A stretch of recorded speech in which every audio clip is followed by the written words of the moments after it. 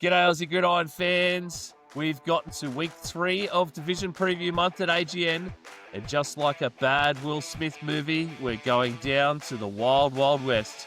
It's the AFC and NFC West, Chiefs v Broncos, Rams v 49ers, Nick v Isaac. It's the showdown at the OK Corral, and it's time to get down.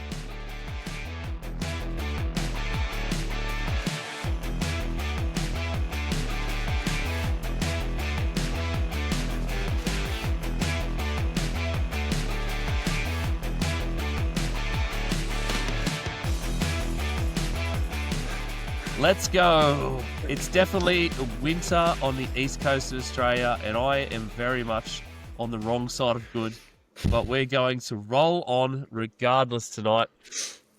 Holding down the fort while I try not to do this evening, while I try not to die this evening, is of course the best football analysts we have in Australia, Nick, Isaac, and of course Brad.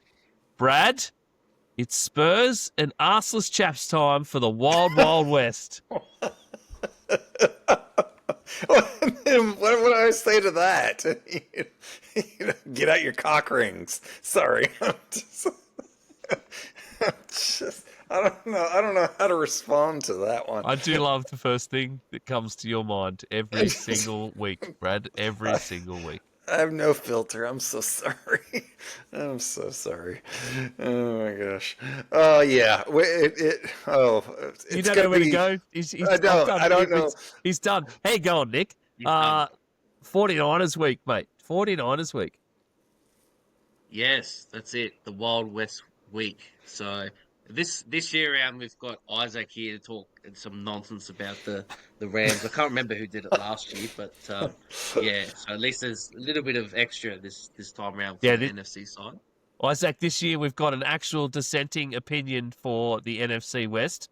I'm glad someone can combat all this nonsense red and white talk that Brad and I have to listen to every single year. Hang on, time out. If we refer back to the West show last year when I spilled everything out and spoke the truth, and I said we wouldn't win the division, and you guys came out and blamed me for it. Both of you were laughing, and look what happened. Anyway, continue. Because every single year that Brad and I have done this, we've had to do this with a 49ers fan. Yeah. So I'm glad we've got somebody else in the West Division. They man-jot it, don't they? Oh, we're so bad. We're going to come last. We're going to do this. We're going to do that. Ah, come on. We know what you really feel. Oh, we're going to come first. Every single year. It's not like you haven't had sustained generational success, you know. Try being a Minnesota fan. You're from the Midwest. Jesus Christ. That's just... So I'm going to finish last, but that's exactly what happened. Try being a Cowboys fan. They haven't even got to it. They haven't got past the playoff game in 30 years. So. Don't think of me like that, Ian. Come on. I don't know who would do that. Easy. Brad was your age last time the Cowboys won anything. Yeah, it was. So wait till you've got grown kids. Imagine that. Your age to when now you have got grown kids. It's been a drought, let me tell you. Yeah, that's right. 2 out of the 4 of us here have been to a Super Bowl in the last 10 years. Yep. And only one of us has been there multiple times, Nick. So you got nothing to complain about. It wasn't fun. Don't think that it was all fun and games. Well, the best part about it is that not fun Super Bowl involved the quarterback that Isaac has now. So that's going to be amazing. Yeah. There was multiple not fun Super Bowls. You leave my Jimmy G alone. Oh, well, we'll get to that later, but apparently he is the favourite son there right now. There's nothing I would love more than Jimmy G to succeed at the Rams and really stick it up the 49ers. Oh, Jesus. I don't think so. It would be epic. Anyway, we have AFC West and NFC West tonight. Two very, very good divisions who are perennially strong. I can't say that word real well. Yes, I am under the weather. I have the flu. So the boys hopefully will do the bulk of the talking again this week. Last week I was pretty much going that way as well, so it wasn't real great. So my particular input in my intros for my division teams this week are going to be rough. Probably as rough as I am right now, to be honest. But once again, we'll do 8 teams, 2 divisions, 6 minutes per team, 48 minutes on the clock pretty much, and we'll roll through some teams and picks and division picks and under-over predictions and all that good stuff. So hopefully you guys get some info out of this. Hopefully you've been enjoying it so far, and if you have, please do hit us up on socials, Linktree/Aussie Gridiron Network. You'll find all the Gday Gridiron socials there. And also, you'll find everything from the Aussie NFL Fantasy Boys and me and John's Pastry Press NFL. If you're listening to this on a podcast, go to YouTube, please. I really ask you, go to YouTube and search for Aussie Gridiron Network or G'day Gridiron, and like and follow us there. We would love the subs on YouTube and love a bit more interaction. If you are listening to this on Spotify, Apple Podcasts as well, hit rate us 5 stars, leave us a review, do all that great stuff, because that all helps us out as well. That's all the formalities out of the way. I need to stop talking because I really need a drink. So we should start our previews for today, and I reckon it's not going to be me. So why don't we start with who was last in AFC West last year? Raiders? Raiders. All right. Nick, do you want to talk to us about the Las Vegas Raiders in 2025?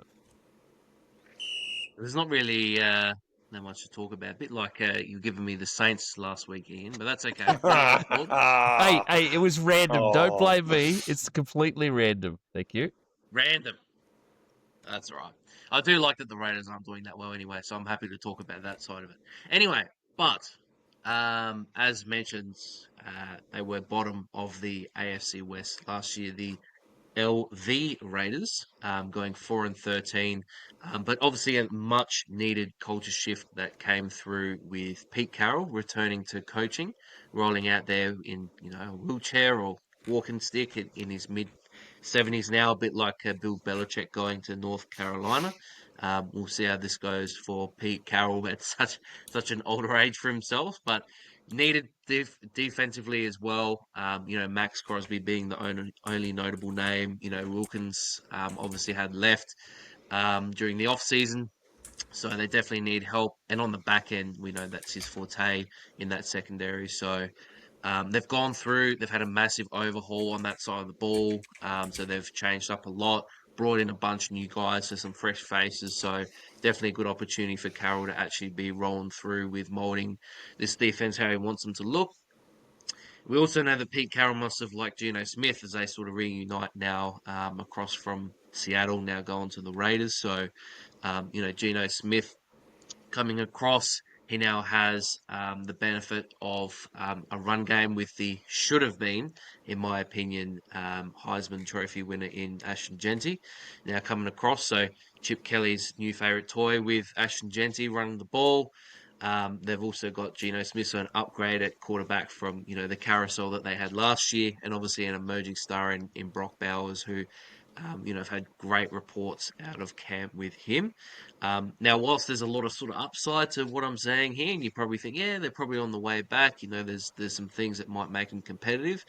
It's just so hard to actually see through for them because it's such a tough division. You've got so much quality in terms of coaching. You've got Sean Payton, you've got Jim Harbaugh, who now Pete Carroll is continuing to follow around, Jim Harbaugh, and obviously Andy Reid. Then you look at the talent you've got defensively with all three of those teams are really good. The Broncos got better. The Chargers were one of the best teams last year, and obviously the Chiefs being who they are defensively, and obviously, with Patrick Mahomes and offensively as well. So last year they went 0-6. So that becomes an even more difficult task of they've got to be able to win divisional games to get off the deck. And then, there's a lot of people that are thinking that 3 teams come out of this division to actually make the playoffs. So in my eyes, there will be no doubts, will be signs of improvement. But for me, it probably is another long road because it's such a tough division, and obviously Geno Smith probably being the worst quarterback in the division, and even both units on both sides of the ball probably ranking last in the divisions on both sides. So does anyone actually, I don't know, does anyone else actually see, the Raiders being in a better spot than what I'm seeing them coming up for this year? Like Brad, do you actually see them winning, a bunch of games and coming to, the last month and saying, hey, they actually might make a push here? Uh, I don't think they're going to make a push. I think they're going to do better than what people anticipate just because of the Pete Carroll. I think the Pete Carroll bounce is real, and he coaches up players so well, and he gets guys just motivated. And I think with the Geno Smith, I think the floor. Geno's going to make some plays. He's going to make 4, 5, 6 plays that are like, oh my gosh, MVP worthy type plays. He's also going to make some plays that you cringe and you go, oh my gosh, that's Division III football plays. So that's just Geno though. But I think with Genty, I think they're going to rely a lot on him, and they're just going to run, which is going to suit them. I think you're going to see Pete do a lot of play action stuff, and Geno can do that well. So it'll just be interesting schematically how they come across things. But they're just not that deep overall. So I see him making noise, being more relevant, but I don't think they're necessarily going to be one of those surprise teams that does anything outrageous. 1 minute to go. Yeah, I think, Nick, you hit that nail on the head there with the division they're in. This might be possibly the most competitive division in all of the NFL. And with the Raiders, any other division, they probably go second. But I really like the offensive pieces. Like, you got Brock Bowers, you got Genty. You might be a wide receiver one away from having a really good offense. And Pete Carroll again. That was in my notes. Just the Pete Carroll effect is going to change that defense, and I'd like to see how he goes with Max Crosby, if he can push him to another level of what he's already at. Mm-hmm. Yeah, that would be interesting. I don't think that's going to happen, but it would be. I mean, how can Max Crosby get any more intense? Yeah. Well, right. having Ashton Genty just pushing guys down like a very young Derrick Henry during preseason games, that certainly got him pretty intense. So I loved watching that this week. Those highlights were amazing. So I reckon if he starts doing that during games, that's going to get Max Crosby more intense. That'll get him really fired up. So they'll be interesting to watch. I'll give you that. More interesting than last season. The Raiders have definitely got that tick. Yeah, absolutely. In terms of watchability, that's going to be an uptick. They are currently sitting at 6.5 wins for their over/under on the betting sites. I actually have them going over. I had 7 wins, so just over. Nick, how are you sort of faring with the Raiders and that 6.5 mark? Going under. I think their biggest issue again this year is going to be grabbing those wins in the division. So I went under because of that. So they'll obviously grab wins, from teams that aren't in their division, of course, like they did last year. But if they can actually nab, a game off of, the Chargers and, maybe when the Broncos come to town or something, they got very close against the Chiefs last year in Arrowhead, which came down to the final few moments. So, but just going under in this case, just because it's so tough, even more tough in that division. Yeah, Brad, what are you thinking? Over. I've got them going slightly over. I could see them winning 7, potentially 8 games, but I still don't think they're in any contention for playoffs. Isaac, 6.5. Yeah, I've got them going under with Nick, but just like probably the 6 wins. Just such a tough division to get some wins in. So we're all pretty much sitting around that 6 to 7 win range, basically. In the division, which is pretty normal, I think, and that means that 6.5 line from the betting sites is bang on as usual. Bookies usually aren't that wrong. Yeah. Yeah. Especially when it comes to money. We've all got them all last in division, as you guys rightly pointed out in that synopsis. Very much so. I can't see them. Very tough division this year. Very, very tough division. This division, I think, is going to rival NFC North last year. To me, Yep. Yeah. so Yeah, it's got for those sure. shades. One team that could surprise, but three very strong teams. Yeah. Well, 3 made it last year, so yep. Yep. All right, let's go with Brad. How about you talk to us about the Denver Broncos? Love to. Let's ride. Let's ride. Let's ride. Let's ride. Oh, sorry. Say that Sorry. next week.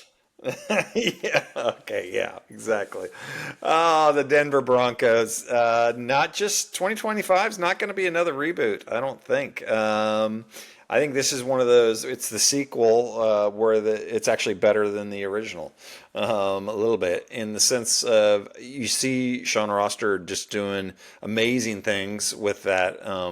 The depth, as he will let you know this week with his comments. About how deep they are looking, and it's true, they are looking deep. But the season is not won in the preseason, so it's ultimately going to come down to the starters. But their depth throughout the season, when people get hurt, which is it's not if, it's when, is going to really help them out quite a bit. Last year they finished 10-7. They get it to the AFC wild card, and they lose that. And so you just got to wonder. They've taken steps to improve on both sides of the ball. Have roughly an elite defense. They really do, and that's what they're relying on. And they're saying to Bo Nix, okay, you just need to game manage, which he did. Their offensive line, they're returning all 5 starters from last season. They led the NFL in the pass blocking, just their metrics. So if they can get that kind of performance, and if you can see Bo Nix take that next bump, then I think that they could make some noise. They were strong in the run game. In terms of their grading, they finished 11th in the league with their run blocking grade. So, and you're seeing the stud Quinn, is it Martinez or no? Marinez or something like that. Anyway, he's just absolute stud at guard, one of the league's best, and they're just going to rely on him. And the questions, though, that I have is around their receiving depth. And, yes, they signed Sutton, but who else do they have beyond Sutton? Last year they finished like 28th. Their receivers were like 28th in the league, the lowest of any team that won more than 7 games last year. So yes, they've got Evan Ingram, and we know, Sean Payton loves to use a tight end when he can. So I wouldn't be surprised if you see his numbers looking good, which again, then the question is, it all comes back to Bo Nix. Is Bo Nix going to be able to take that next step forward? And I guess that's the question that I would have for you guys is, do you really see Bo Nix do you think that they can win a Super Bowl with Bo Nix is ultimately what it comes down to? Because that defense is Super Bowl worthy, but is the offense good enough to get him over the hump? Because the defense, it's not like the Ravens defense when they won it. It's not like the Bears in '85. But is it? Then you got to say, is the offense good enough? Can they pick up the slack to get them over the hump? And that ultimately falls on Bo Nix. I don't know. What do you guys think? Yeah, I love the Denver Broncos this season. Like you were saying, the defense, I love. They strengthened their defense from the 4th best defense from last year. They got Greenlaw and Hufanga to go with Surtain and Bonanito. And that makes them contenders for me. The addition of Evan Ingram, J.K. Dobbins, the running back rookie, RJ Harvey. I think they are deep. And the question is, who goes with Cortland Sutton. They drafted Pat Bryant, who played really well in the preseason and has been doing really well at training camp. So I really like them. I think they're contenders, and I think they're going to equal the Chiefs for the best record in the division. Okay, yeah, I've seen a few people, say they're going to upset them and win the division. So yeah, I mean, I don't know. Nick, what are your thoughts? I really want to say that they could win the division, but I think out of all of those quarterbacks we saw last year, 1 I minute think to probably the go. most prone to maybe not a sophomore slump, but just a little bit of a pullback is probably Bo Nix, and maybe his year I see is a bit more comparable to CJ Stroud. Okay, yep. Maybe people had higher expectations for CJ Stroud, but we saw like just a slight pullback last year. I think that's probably what you're going to get from Bo Nix because he played so long in college football, so his floor naturally with so much experience is quite high. But then I don't think his ceiling is quite as high as like some other maybe top 10 ish quarterbacks. Yeah. But they've got a good runway into their season. They start with the Titans, then they're on the road to the Colts, then they're at the Chargers, then they're playing at home against the Bengals, who can't stop anyone. Then a tough game against the Eagles, 10, and then they've got 9, the Jets, the 8, Giants, 7, the Cowboys, 6, the Raiders. 5, So there's some 4, opportunities 3, there to win the 2, game. So 1. Yeah. if they can start well, they can. I think they can definitely make the playoffs. But I think a lot of it's going to be what's the next step for Bo Nix. Yeah, the only comparison I wouldn't make with the Houston, I see where you're coming from with the Stroud thing, but I think Denver's O-line is so much better than what Houston was. But I can see a lot of similarities what you're saying. I think Marvin Mims, he needs to be one of those guys that really steps it up quite a bit as a receiver. But yeah, we'll see. Ian, I didn't want to steal your thunder. No. What thunder, Brad? I have no thunder tonight. I have a distinct lack of thunder this evening, Brad. That's all good. That's all good. Despite drinking Red Bull at 10 p.m. at night. Yeah, fair enough. Right, Denver Broncos look to be a pretty fun team in the AFC West this season, and they're sort of like on that cusp of greatness or absolute failure is sort of where I'm sitting. They're at 9.5 under/over wins for with the betting sites right now. Brad, how did you see them faring? I could see him. I think that's a pretty accurate. I could see him winning 10 games. That's kind of what I've got him at. So I think they're going to go with the over. Isaac, what about you? I've got them going the over, and probably by 2 or 3 games. They may win 12 or 13. Nick? Yeah, over as well.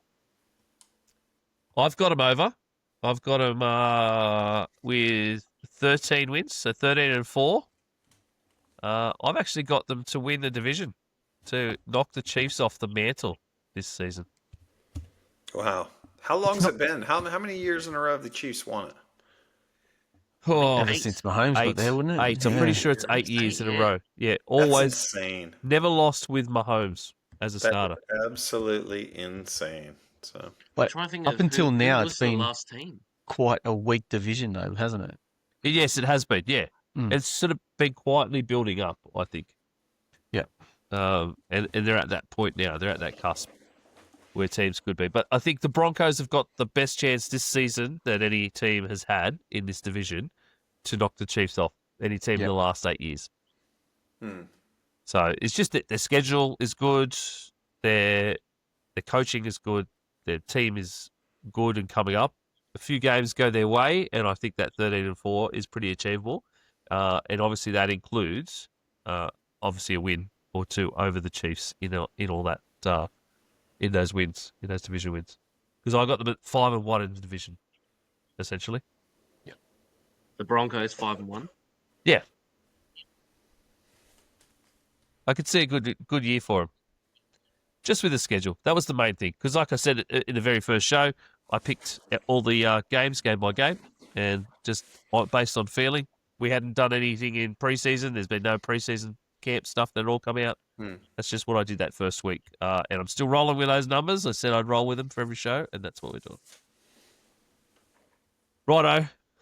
Let's see how bad I can mess up the Los Angeles Chargers and whether I can last. The Chargers are pegged as a full-on sleeper in a heavy AFC this season. Pundits throughout the NFL are split between skepticism and full-on belief, no in-between at all. After going 5-12 in 2023, the Chargers turned it around to win 11 last season and clinch a playoff berth, and it marked the team's best season in years. Is last season's turnaround sustainable? We will have to find out. We've talked a lot about Justin Herbert and can he eventually be a truly great QB in the league? Reliable pass catchers remain the team's biggest question mark. They failed to hit on anyone in free agency despite being linked to many, many high-profile names. McConkey was a standout last season, but behind him on the depth chart is essentially daylight. Some of the running back situation, they've lost a couple of running backs from last season in J.K. Dobbins and Gus Edwards. They let the two of those guys walk. Enter fifth-year veteran Najee Harris, who now only has one eye. And first-round pick Amari and Hampton, who looks the absolute goods. Two backs that could possibly bring exactly what the Chargers need, youth and durability. Both are tailor-made for the kind of smash-mouth, run-heavy offense Harbaugh and Roman implemented last season. Harbaugh sees both of them as co-starters, expected to use them equally in the ground game, he says. On the defense, they've lost Joey Bosa after 9 seasons. The team cut ties with him, one of the last remnants of the Chargers' San Diego days. Several familiar faces remain, though. Khalil Mack and Denzel Perriman return on team-friendly deals, but a new wave of leadership is coming along. And essentially, I really am losing the plot. So I'm going to throw to you boys. There's a lot of change for him, but there's a lot of not change. Harbaugh, we know what a Harbaugh game is like. It's just like his brother. It's smash mouth. It's run him down. It's just defense pushing another offense down and then running the crap out of everybody in the offense. Brad, are we seeing more of the same from the Harbaugh philosophy for the Chargers this season? Yeah, I think so. I think he's just going to do what he does and then keep to basically try and do it better. And we know that he can do it really, really well. The impressive thing to me was how much that defense improved last season.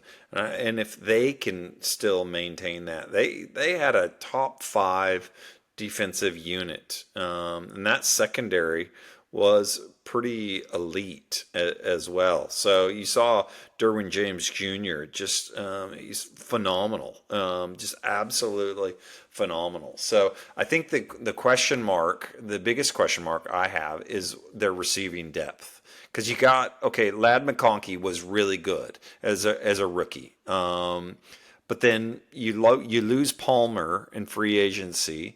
I think, you got Quentin Johnson, Keenan Allen's back for another go around, but it's just there's not much depth in there, and I don't see Lad McConkey as like a 1A type receiver. I think he would be a phenomenal number 2, but I don't see him as a number 1.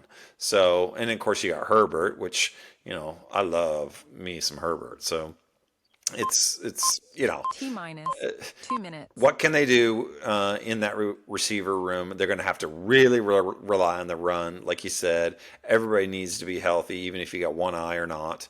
And so Khalil Mack is going to have to play again. Father Time's got to catch up to him at some point. I do really like, though, their rookie running back, Omario Hampton. I think that guy is going to be legit. I really, really do. So I'll be fun to watch him. And I'm just a huge Harbaugh fan, so I'm looking forward to seeing him play.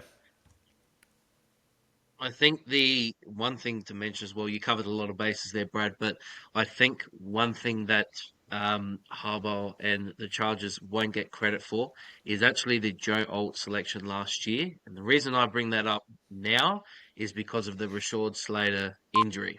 Okay. So 1 minute what to this go. allows them to do is now obviously put Alt at left tackle, and now they had extra sort of right tackles in their disposal, which they've got there. They've also got Mekhi Becton, who many moons ago got drafted as a right tackle at the Jets. So they've actually allowed themselves, instead of going for the shiny pick with Malik Neighbors, Hmm. them actually going with Joe Alt, the correct pick, Yeah. has actually allowed Yep. them to probably stay afloat and allow, Herbert to, not get sacked a bunch of times and still have a relatively good run game. I think the second year bump exists with Jim Harbaugh. It happened recently at Michigan, where they went from a losing record to a winning record. And then obviously with us at the Niners, we went from obviously in a spot where just a wild card, and then made it onto the Super Bowl. So I 10, think there's a second 9, bump with a guy like 8, that brings in 7, such a great 6, culture. Um, 5, for 4, me, the Chargers, I think they're 3, pretty much solid, 2, 1. consistent what they were last year. And for me, I think they're going to be neck and neck with the Broncos. You got anything to add in all that, Isaac? Nah, for me, the Chargers are pretty meh. Like, yeah, I don't think they'll be top. I don't think they'll be bottom. I think they'll be pretty mid for me. The only upsetting part about that Rashawn Slater injury to me, Nick, was that with Rashawn Slater there, that right side with Becton and Joe Alt was going to be massive. And you could see that would have caused an immense amount of problems, especially with a Harbaugh smash mouth philosophy. That would have been just ridiculous to watch with those two mountains on the right side. But I suspect it'll still be much of the same, just on both sides now. Joe Alt probably handled 3 guys himself, really. Yeah, definitely it's on the lookout for next year, but more so of like a damage control thing of how much worse they potentially could have been compared to, pre that injury. Righto, Los Angeles Chargers, 9.5 under over. I have got them under at the moment, under that 9.5 mark. I think 9.5 is just slightly too big. I have them at 9 wins, so I think it's just too big. Nick, what did you have them at? Over. Yeah, I've got them just going over. So, like I said, just pretty much neck and neck with the Broncos, really. So I'm going over. Isaac, you were pretty down on them. Yeah, I've got them going under. I just think the Chiefs and the Broncos are going to be far superior in this division. Yeah, Brad, over or under 9.5. That's kind of a pick 'em, but I definitely have got them going over. Okay. Excellent. We're all pretty mixed, but again, just like the Broncos, we're sort of up and down. Just like the Raiders, we're up and down on where that line is at 9.5. So it's pretty good. All right, Isaac, you have the final team in the AFC West, and it is, of course, the Kansas City Swifts. The reigning AFC West champions, second best defense in the league in 2024-25 season, and an offense that you know what you're going to get out of, and you know what you have. Super Bowl contenders. Rashid Rice will most likely get suspension, so that'll leave a bit of a hole in the offense to start. Much of the same in the offense, but will we see Xavier Worthy take over the league as a wide receiver 1 and give us a reason as to why Taylor Swift was running around saying, we drafted Xavier Worthy. So for me, the defense is where it stands out. The offense will do their thing. Now, will Travis Kelce regress, or will he be back to his normal self? Or will there be an emergence of another tight end, Noah Gray? Ian, do you have some thoughts on that? Do I have thoughts on Noah Gray? I have a lot of thoughts on Noah Gray. I think Noah Gray is essentially a young Travis Kelce. The Chargers drafted Noah Gray. His all of his metrics are basically Travis Kelce: height, weight, speed, the lot is Travis Kelce. They've been working on him for the last few years. If anybody had listened to the fantasy show and the tight end show that Kevin and I were on, they would have heard me talk a little bit how I think he could be fantasy relevant. I didn't think Kelce would be as much as he's going to be, and it is because I think that they're going to be giving Noah Gray more of a share this season in that tight end room, or certainly using the two of them as they did later in the season on the fields. So I believe a lot in the Chiefs and Noah Gray. I think he's the future. I think this is Kelsey's last year. Yes, they're going to want to send him out with a bang, and they're going to give him the red zone touches and all that sort of stuff, but I think the grunt work at tight end is largely going to be Noah Gray. I really like the guy. I'm high on him, and I think we're seeing the emergence of another great tight end at the Kansas City Chiefs. Yeah, I'm excited for their defense. I think their defense is going to carry them again. They're returning starters, or studs, not just starters, but studs at every level. And to me, consistency is one of their best, biggest traits. So I really, really do think that defense is going to carry them. The offensive line is the question mark again. Seems like we've been saying that forever, and we saw them bite them obviously in the Super Bowl. That's kind of what really, really cost them. But when you've got Creed Humphreys and Trey Smith, two interior studs, they just are, they're going to have a certain baseline that's going to carry them to whatever 10 wins or so.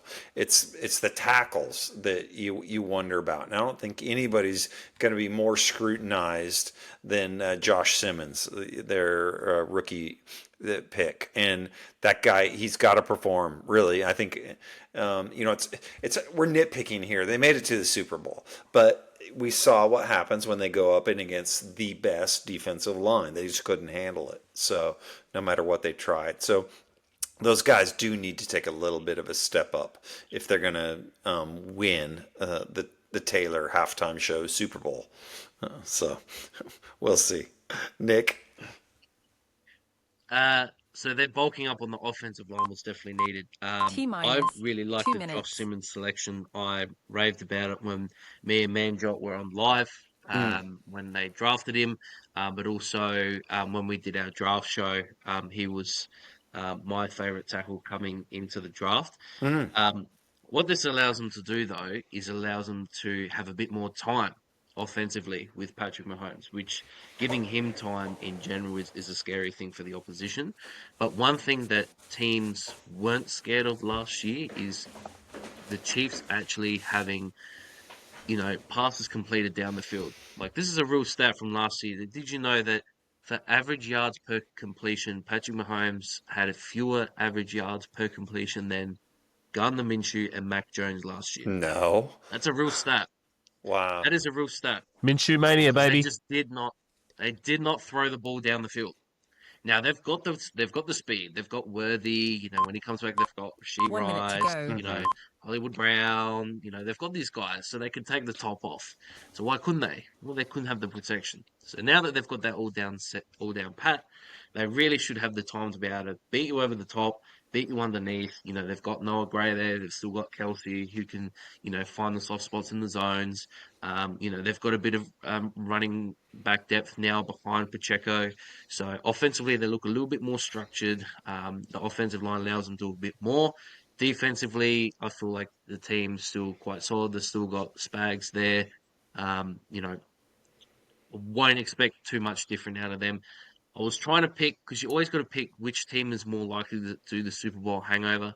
I don't think I see the Chiefs being that team. I mean, when you've got great 10, coaching, great 9, quarterback play, 8, stars 7, over the field, 6, it's pretty hard to 5, do. So, 4, like 3, 2, pretty sad 1. Another 4 out of 4 years. So what you're saying, Nick, is Gardner Minshew should start over Mahomes? He should, yes. You know what? I fully endorse that. That's every bit of what I heard. Every bit of it. That is awesome. That's all I heard from that point onwards, Nick. That is great. All right. the 8-time division-winning Kansas City Chiefs, 11.5 under-over wins for the Chiefs is where they're sitting at. That's their line. I have them over because I have them right up there with the Broncos, as I said earlier. Isaac, Chiefs. I've got him going over as well. Nick? Over. And Brad. Over. Oh, everybody's going over 11.5 for the Chiefs. Amazing. My division prediction, I sort of gave a little bit of it before. Broncos 1, Chiefs 2, Chargers 3, Raiders 4. You guys are a little different looking at the charts. Isaac's different for sure. Yep. So I've got the Chiefs 1 because they win the tiebreak against the Broncos. Broncos 2, Chargers 3, Raiders 4.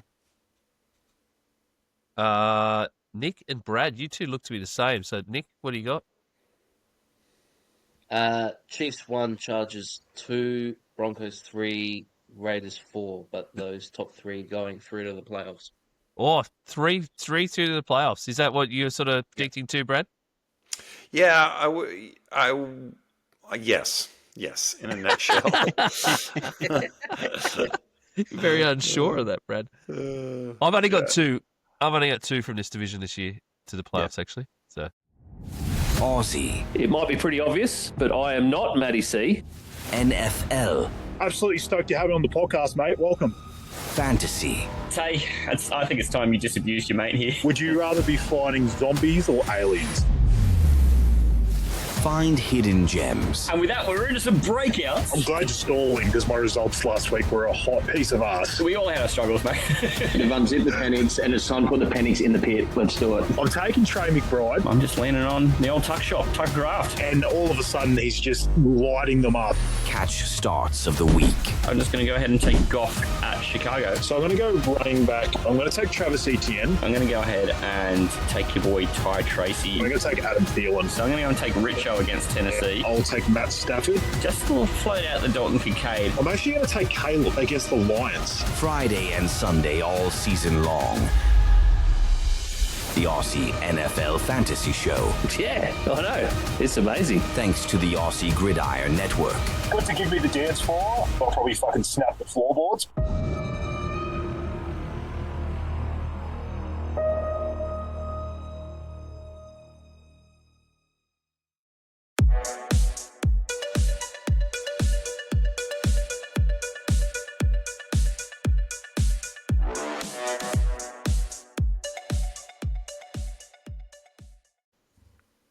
let's go. NFC West time. Yeah, boy. Who did we start with? We started with Nick. So let's get 49ers talk out of the way early. 6 minutes on the clock, Nick. Let's go. Do you want me to call the timeout now? Yeah, exactly. Bloody 49ers fans. All right. Let's do it. So, as opposed to, what we're talking about, or what I was talking about this time last year when we're doing these previews, a bit more doom and gloom. There's a lot of noise, a lot of injuries, which has happened this off-season to an extent, but good news, I think, at least from what I'm hearing and what I can see, is that it's not as much. So there is still that noise. There's Juwan Jennings who's got his sort of contract, but he's sort of injured with his calf at the moment with that sort of strain. So nothing has really happened at that sort of point. Injury-wise, defensively, there's been a few niggles. And then the entire receiving corps. Luckily, most of those guys aren't that important anyway, as Brad would tell you. So, like I said, the positives from over the off-season, I think one of the biggest positives, because obviously we had season where didn't make the playoffs, so obviously a lot of our vets that were injured and had those issues last year had a full off season, full time to recover. So you've got your guys like obviously Trent Williams, Christian McCaffrey, who's come back and has actually had a full camp first time with us, which is great. Obviously George Kittle a bit older, giving the time to recover as well. Fred Warner, who will be one of our oldest players on defense, which is weird to say, and he's not even 30. Some of our negatives include we had a lot of pieces from our defense ripped out, particularly the Broncos taking those guys. So you look at Hufanga who went across, Greenlaw who went across, and then Travarius Ward who went to the Colts. So it gives Robert Salo, who's coming back, a now very young defense, much similar to what he had in 2019. So with that, does it give him the opportunity to build this defense back up? It was very lacking last year. It's probably the worst it's been since Salah came in, actually in 2019. So that season before. So definitely needs a big bump, and him coming back, I think, is a definite plus. Return of CMC obviously is huge offensively. With him in the team, statistically, I think we're about 4 points per game better. I heard that stat, and actually convert in the red zone about 12% better. So definitely a huge part of what we do offensively. But in terms of overall gameplay, between the 20s, we were top 4 in overall yards per game, which is quite weird, considering, Purdy was really only throwing to George Kittle. We just couldn't get it done in the red zone, which is weird. Yeah. So the thing that I really like, and I think that bodes well for us this year as opposed to last year, is last year we had by far the hardest schedule, and this year's the complete opposite. There are a lot of very, very winnable games. A lot of the harder teams outside of our divisional games. There's Tampa and Tampa, and there's Houston and Houston.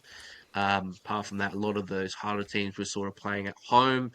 So it is a very soft schedule. We had the benefit of having that last place schedule. So for me, I think it's giving us the chance to win a lot of games. But I'm giving like a sort of biased view on our end. What are your guys' sort of takes? I know that obviously you look at from a bare basics that we've got pretty much Ricky Pearsall's our only receiver, but what else do you guys sort of see, and how much different to what you see from what I'm seeing?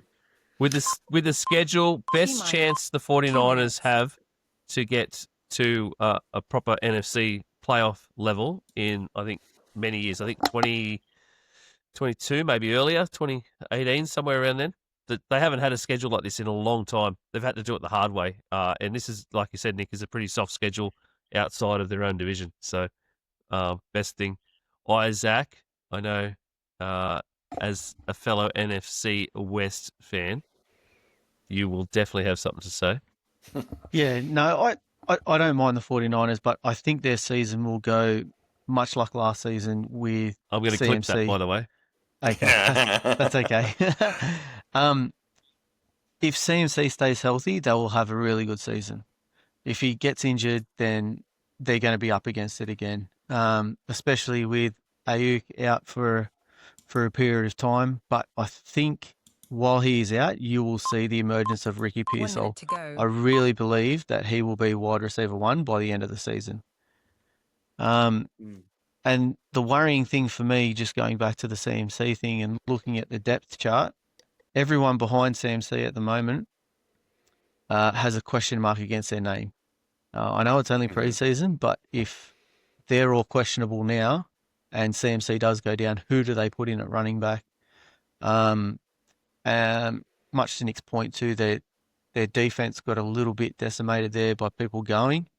But as he said, they're young, and I think they'll do really well this season. And one of my bold predictions that we did earlier was CMC will play every game, which means the 49ers will play really well this season. 10, yeah, I mean, basically, in a nutshell, I think you guys have hit it all, but I just think the injury bug cannot get any worse for them. Yeah. So there's no way that can happen. So they're going to bounce back. Absolutely. It's going to come down, though, is because they're getting kind of older. Is Trent Williams going to be able to hold up? How old is that dude? I mean, he played with Moses. 37. So, yeah, okay. So, yeah, he's an old guy, and they need him to stay healthy and to keep Purdy upright. So, and that's a big ask for a 37-year-old. I mean, he's been doing it, but sooner or later, he's going to have to bring out a walker It's yeah. I love Robert Saleh. I think having him is awesome. I'm excited to see what he's going to be able to do and what wrinkles he's going to throw at him. So yeah, it's they can't get any worse than they did last year, that defense. So they lose, Nick? 6 starters on there. So as I was reading the other day. So yeah, 7. 7. Okay. Yeah. So 7, yeah. yeah. I mean that's a ton of change. So I'll be interested to see what happens there with that one. Yeah, Robert Saleh is like, despite what the Jets tried to paint him as a head coach or afterwards, he got jobbed. Yeah, that guy though is one of those dudes that is way better as that sort of defensive or that coordinator role, where you can just put your entire brain, your entire being into the X's and O's, rather than trying to worry about all the nonsense head coach stuff. Absolutely. And him, he got rogered. That's an exciting thing back for them. So, yeah, sorry, mate. He got rogered. He did get rogered. New York. A lot. Right, that soft schedule for the 49ers has them at 10.5 for this season. Nick, how do you think your 49ers are going to fare at a 10.5 line? Over. Yeah, I think over. Look at this. This is such this is a vast difference from last season's predictions for Nick. Yeah, no doubt. Is that a strong over? That is a strong over. Did you say strong odor? Yeah, that too. Close your legs. Sorry. Is it a sell your car over? Ooh. Sell the car over? Might sell the bike. Okay. All right. Sell the e-scooter. The push bike e-scooter there as much as a car these days, Fred. Yeah. Okay. Jesus, the e-scooter. Isaac, how do you see the 49ers? Yeah, so just while we were talking, I changed it twice. So I was at the... Really? Yeah, I was at the unders, and then I went, no, they're probably going to go over. And then I was like, 10.5's a lot. I'll go back to under. So I would say they either get 10 or 11 wins. It could go either way for me. Yeah, I've got them on the under too. I just think their age is going to catch up to them. I think that's a perfect line, 10.5. So it wouldn't be a shock, obviously. But I'm taking the under. Yeah, Ronno. I'm going over 10.5. So okay. I'll go on the over there. All right. Who is up next? Let's go with Brad. Seattle Seahawks, Brad. You're a dick. You said it was random, Brad. It was random. It was random. Geez. Yeah. Totally. Actually, I don't mind doing this. I will guarantee you that this particular division wasn't random at all. Yeah, right. Fair enough. Fair point.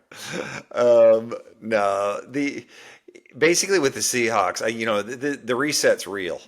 Mike McDonald's now entering in his second year. Last year they won 10 games. But with that said, I mean, was there any less potent of a 10-win team ever than the Seahawks? The big thing about the Seahawks, they only won 2 games last year against teams with winning records, and one of them was against Bo Nix in week 1, his very first game. So essentially, their schedule really helped them out last year. Really helped them out.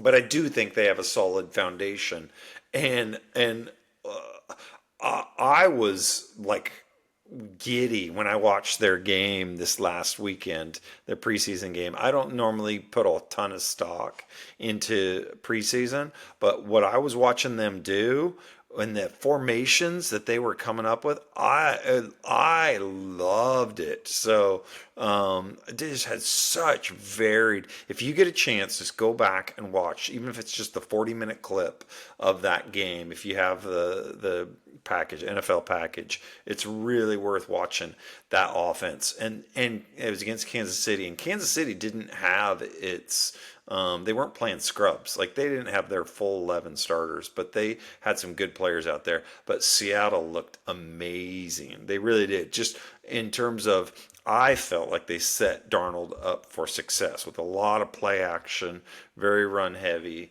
They didn't put too much on Darnold's shoulders. And if that's the kind of offense that they run, then I think they could really. Because their schedule is going to be hard, it's going to be tough. But I think they could definitely hit the over on this. They've completely revamped. I haven't even got to their wide receivers. So they completely revamped the wide receiver room. They get rid of DK Metcalf.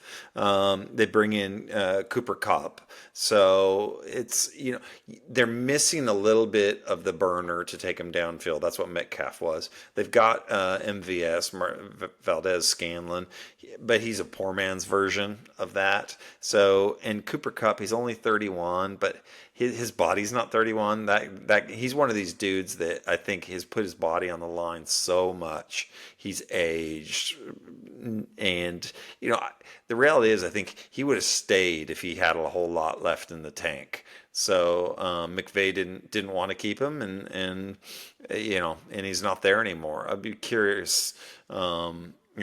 Isaac, in a second, just what you think if Cooper's going to actually be able to add value to the team or not. That defense is a top-notch defense, like a top 10 defense, and I think that. So the question mark is that offense. They could be top 10 offense, top 5, not 10, not top 5, top 10 offense, or they could be top 20 offense, and there's that much of a variance with them. So you just don't know what you're going to get with them. But I was really, really impressed with just what they were doing with the preseason stuff. So I guess then, the question is, are they legitimate enough to make some noise in the playoffs? 2 minutes. Do you guys think that they've made enough positive changes to become a real playoff team? What do you guys think? In terms of a playoff team, I think the NFC has a sort of patch in the middle section, which it's quite tough to sort of break into that sort of wild card space. Yeah. Whereas the AFC is quite top heavy. I think that patch is quite hard in the NFC. That patch is a bit more towards the middle with those wild cards. I feel like if they're going up against teams like, I'm trying to think of those teams that would be around that sort of wild card. So like your Washingtons, you look at your Green Bays, your Vikings, all those teams. I just think in terms of what they've got set up, you look at those teams offensively, I feel like they've 1 got minute a to bit more sort of structure. You know what they're doing. They've got a bit of an identity. I think with Darnold, I know you were saying about they were coming out with different formations and different looks and everything. I actually really liked Jalen Milroe. I think eventually he'll be there. Not this year, not this year, Jalen Milroe, but they're he was a long-term. starter obviously at Alabama, but I think he'll end up being their long-term starter. They've got Smith and Jigba. He'll take another leap, I think. How many games you're going to get from Cooper Kupp. They should still have a solid run game. I'd really think that the Zabel pick was quite good as well. Adds to their offensive line. Yeah. Since getting rid of Pete Carroll, they've figured out that that's a position that they actually need to draft and bulk up at, which should actually serve them well. I think that they'll still be quite competitive. It's just more so, are they going to be able to take that step with now Sam Darnold? How much better will it be compared to Gino in that system? Yeah. I don't know, Isaac. What? I was going to say, bearing in mind, obviously, he doesn't have like a Justin Jefferson or Jordan Addison to throw to either. Yeah. I apologize, Isaac. We used up most of the time, but do you think Cooper's still got stuff left in the tank to help the Seahawks? I think you hit the nail there, Brad, where his body's not 31, it's probably more 41. I think he may still have a little juice, but I don't think they're going to need it. I love JSN. Okay, I reckon he may be top 10, top 5 wide receiver in the NFL this year. You really do like him. Yeah, so I love what he brings. And he's got Sam Darnold there now that can that we know can get him the ball, a bit like Justin Jefferson in Minnesota last year. So I love it. And it'll depend on establishing that run game first. So if Kenneth Walker's still there, he's got to stay healthy. Yeah. But Charbonnet has shown last year and in the preseason this year that he's quite a good running back as well. So it may be 1A, 1B in Seattle this year there. So I don't think they're a playoff team. I think they're right on the bubble. Okay. Yep. Yeah. And I think a lot of people are in that boat. And I would agree with you. So much of it comes down to Kenneth Walker. If Walker can stay healthy and give him that really good run game, teamed with Charbonnet, then they can make some noise. But it's going to come down, I think, to that health. Yep. I think their defense is going to be a problem for a lot of teams that they're up against this year. Yeah, it is. And I think that's the defining factor. I think the offense is good enough just to be there or thereabouts, but which is usually when a defense is really good and the offense can be there or thereabouts, it creates a really good team. Byron Murphy, second year in, is going to be amazing. I think Leonard Williams, DeMarcus Lawrence, and Boye Mafe are just going to be sensational out of that middle part. So I think that their defense as a whole will be a problem, and I think that's where they might win a few games. So righto.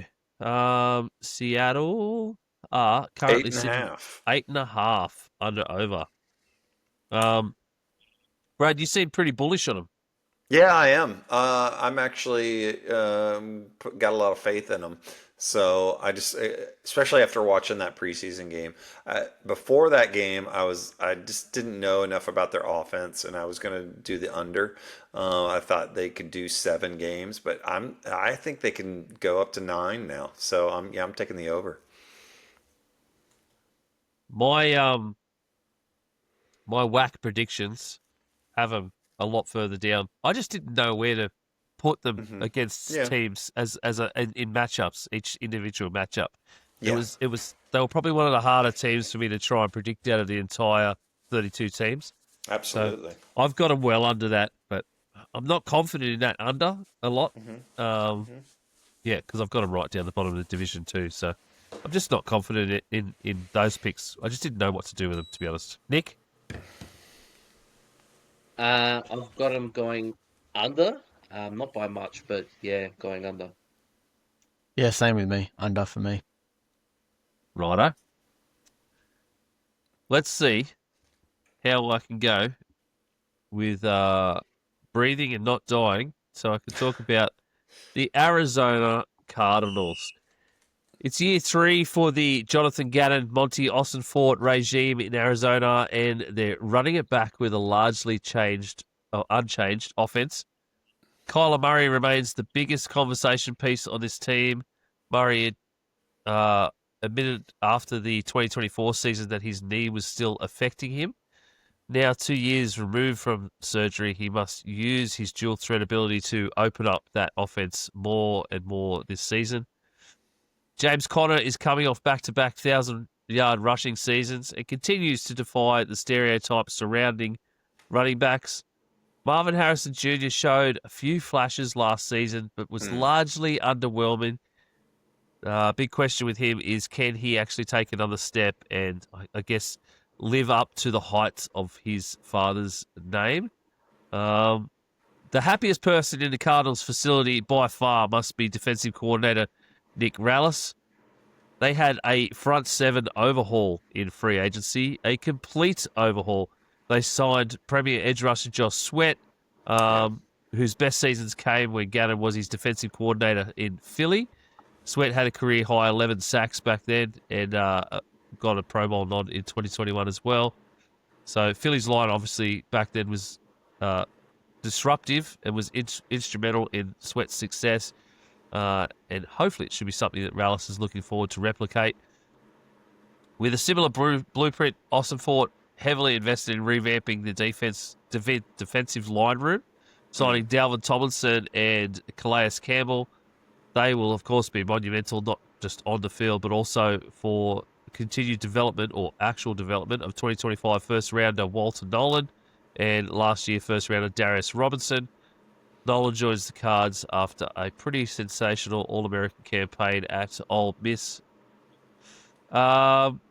Secondary is, of course, or was Jonathan Gannon's specialty. The addition of Will Johnson in the draft could be an absolute steal for these guys, for the Cardinals. So it's all looking upwards and roses for the defense, but that offense still, Brad, has huge holes, huge question marks, and it mainly all centers around can Kyler Murray play the guitar? Yeah, you're right. If they can rely on the rushing game, if you can see James Conner continue to do what he's doing, then I think that's going to give him a chance. And you can rely on, the Kyler doing the play action, Kyler doing creating, that type of thing. So, Kyler did fine, but I think he's a little bit overrated still. I love what you're talking about with Garrett Williams. I think that guy is a steal. I think he's going to be a stud. Will Johnson. And I just, Trey McBride, you know what you're getting with him. The one thing about the Cardinals that I think a lot of people forget is that, I think it was 5 of their first 6 or 4 of their first 5 were against playoff teams last year, and that just decimated them. And they ended up having one of the toughest schedules in the NFL. Whereas this year, I think their schedule is much, much more kind to them. So you could see a bounce back just from the schedule standpoint. But I still personally, I just don't have a ton of faith overall. I know they've invested in that defense, but it's nothing about it. Maybe it's just because of the Cardinals, and I just have ever since Kurt Warner left, I just can't get that excited about him. But 2 minutes. Yeah, it's I'm not overly bullish, to use your word.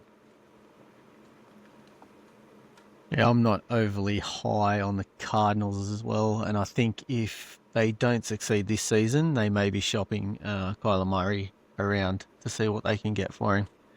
I don't think if he doesn't succeed there this year, they won't be his franchise quarterback.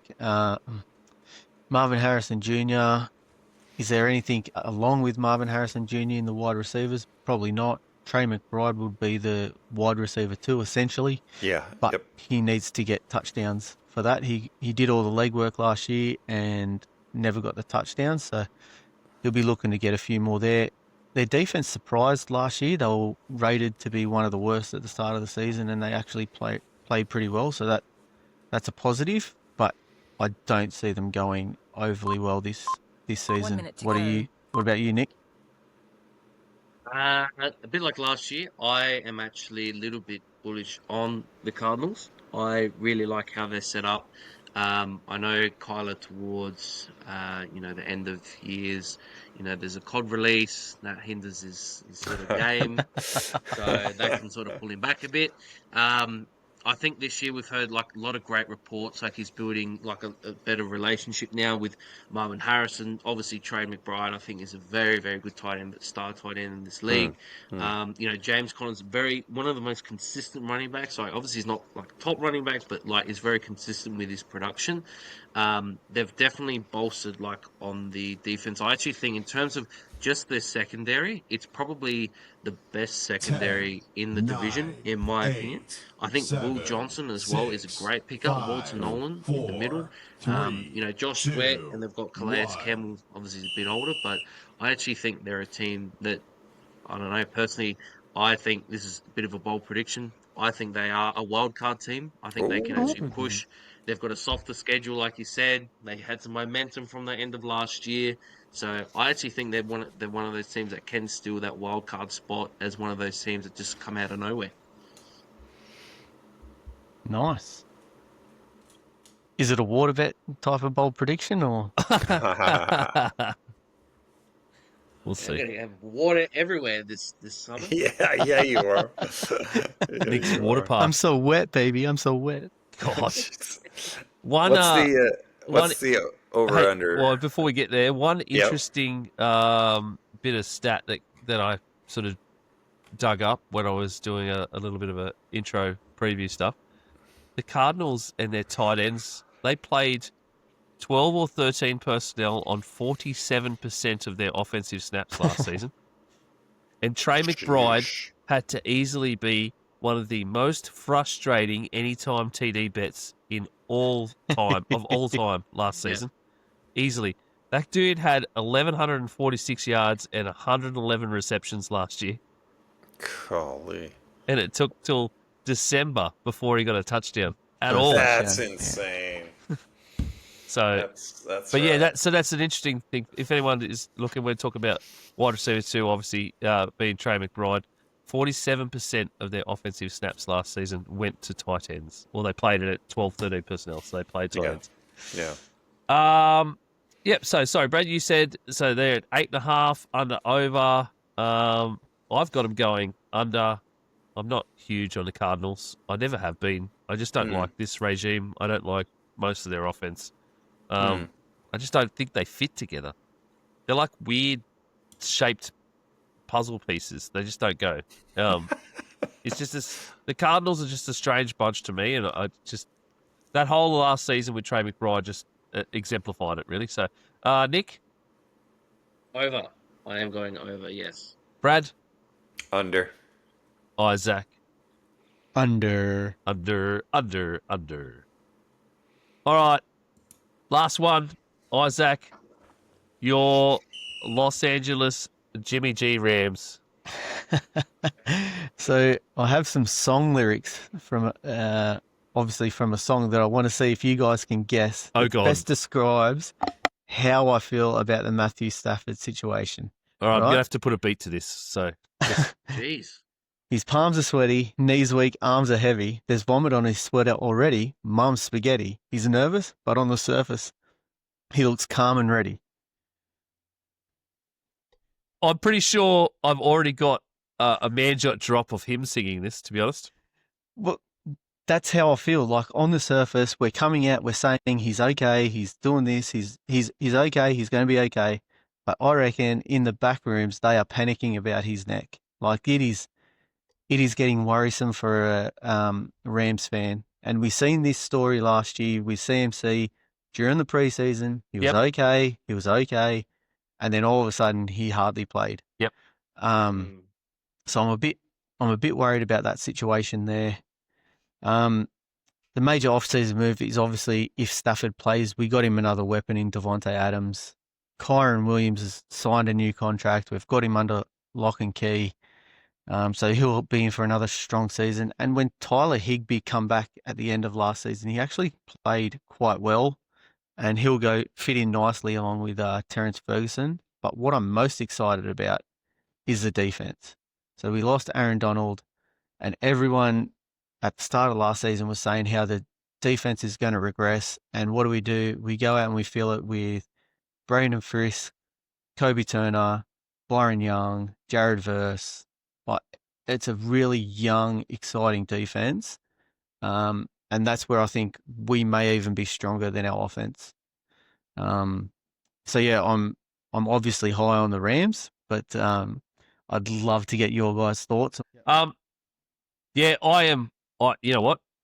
I like the Rams a lot this season. I like them a lot, and I liked them a lot before the Matthew Stafford injury stuff came out, and I still like them a lot with the Jimmy G stuff because they, and McVay especially, has been talking the shit out of Jimmy G, and all the stuff that's coming out of camp, the vision, stuff from preseason has looked really good still, and it's so weird, and it is so weird to watch that, considering what we've seen from Jimmy G over the years in many stops.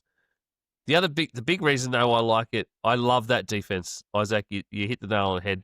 Absolutely love that defense. They were an absolute monster last season as a bunch of young blokes, and I really like the fact that they are a young defense and they are essentially overachieving at this point.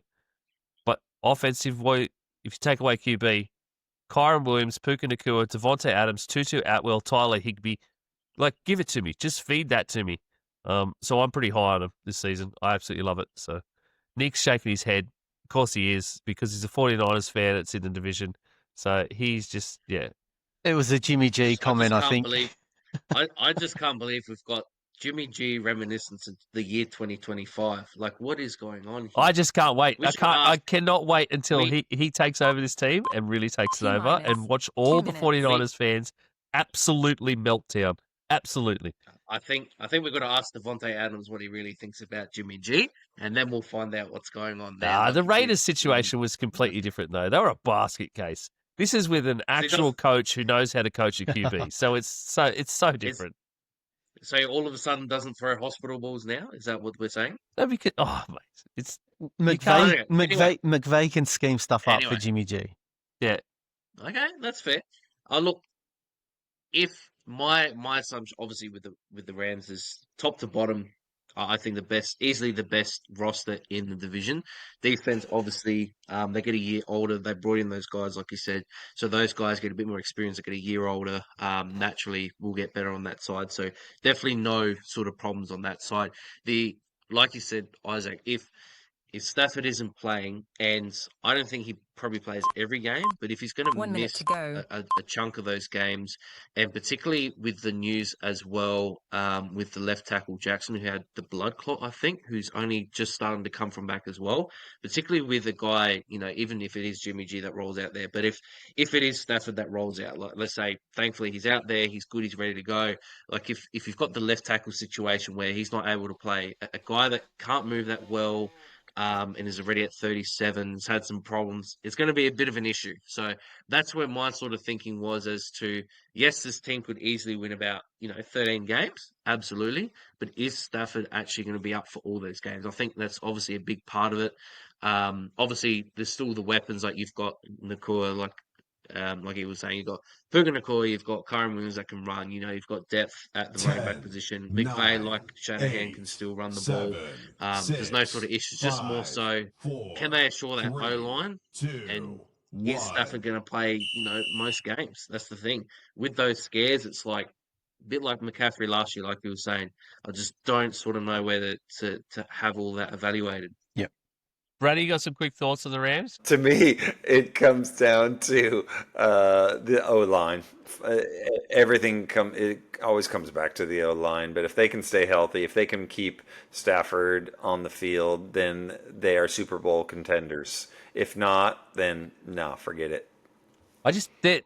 They're a little bit longer. Sorry, but just their schedule is kind of like a little bit of a dream run for a soft schedule for Stafford to be able to play here and there, because you're playing Texans, Tennessee, Colts, Jacksonville, the Saints, Carolina.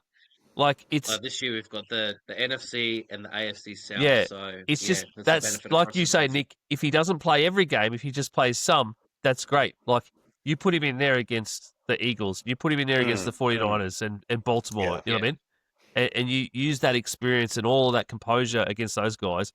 And then all Jimmy G has to do is function against basket cases like the Saints, and they win because their defense is going to keep them well in a game against most of those weaker teams. Well in it. So, Yep. Righto, under over 9.5 for the Rams. I think that is criminally low considering their schedule. Yeah. So I assume everybody is over. Yeah. Yeah, over. How far over that 9.5 is probably my better question here, Nick. Where do you have them sitting?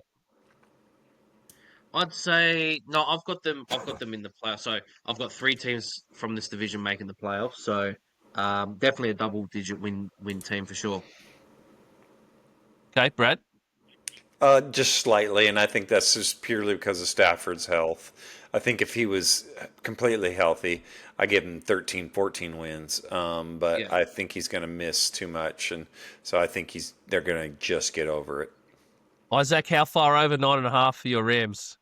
Brad said the exact same thing that I was going to say. If Stafford stays healthy, they're 13 wins. If not, they're probably 10. Yeah, I had him at 13 in the exercise. So I had him at 13. Like I said, that was before all the Stafford news came out, but I'm still pretty confident at 13. So, yeah, I've got him. How does it? I don't know how that works. 13-3. I'm missing a game there somewhere. I've got them sweeping the division. Sensationally. Wow, that's a bold call. Our division doesn't work like that, does it, Nick? Very bold call. So I've got Very them, bold. I have them sweeping the division. So we'll see how that goes. And then I have the 49ers at 2, the Cardinals at 3, and the Seahawks at 4. Brad, what have you got for division prediction? Excuse me. Let's see. Division predictions. To be determined. The Rams, I've got actually winning it. San Francisco 2, the Seahawks 3, and the Cardinals 4. Nick? I went with my head. No, I'm kidding. I went with my heart. Of course you did. Nah. This time around, I did go with my heart this year. Nah, I got Niners at 1, Rams at 2, Cardinals at 3, and Seahawks at 4. So obviously Isaac went with his heart and not his head. Yeah, so Rams 1, 49ers 2, Seahawks 3, Cardinals 4. Yeah. So essentially, we've all got 1 and 2 in the division, Rams and 49ers, flipped either way. Mm-hmm. And then we've got Cardinals and Seahawks, flipped either way. So it's coin flips for first place, coin flips for third, essentially. Yeah. So Yep. I think it's pretty normal for a division, but that's pretty good. Yep. Yeah. All right, AFC West, NFC West, done and dusted. Wild West has been defeated. The shootout has gone down. We are the last man standing at Gday Gridiron on the socials. You'll find all of those links, linktree/Aussie Gridiron Network. Check out the boys on Aussie NFL Fantasy. Check out everything on YouTube. Just search for Aussie Gridiron Network or G'day Gridiron and you'll find that. Please like, follow, share, chat everywhere. Please interact. It helps everything we do. So thank you very much for joining us. We will see you next week for the final division preview for this year. That means we are only a couple of weeks from proper NFL football.